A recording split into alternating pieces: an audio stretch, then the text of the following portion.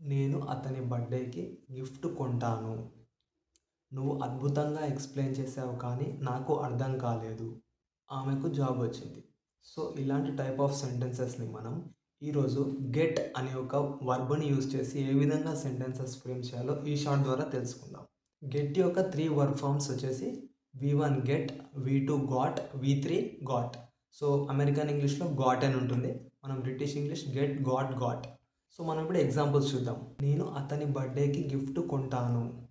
I will get a gift for his birthday. ఇక్కడ మనం buy కూడా యూజ్ చేయొచ్చు. I will buy a gift for his birthday. But గెట్‌ని different వేస్‌లో ఎలా యూజ్ చేస్తాం అనేది మన యొక్క షార్ట్ కాన్సెప్ట్.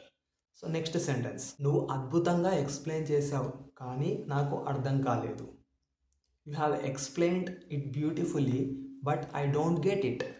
మనం అర్థం కాలేదన్న దానికి ఐ డోంట్ అండర్స్టాండ్ అని కూడా చెప్పొచ్చు. సో, మనం గెట్ గురించి మాట్లాడుతున్నాం కాబట్టి అర్థం కాలేదు అని చెప్పడానికి కూడా గెట్ అని మనం యూజ్ చేయొచ్చు.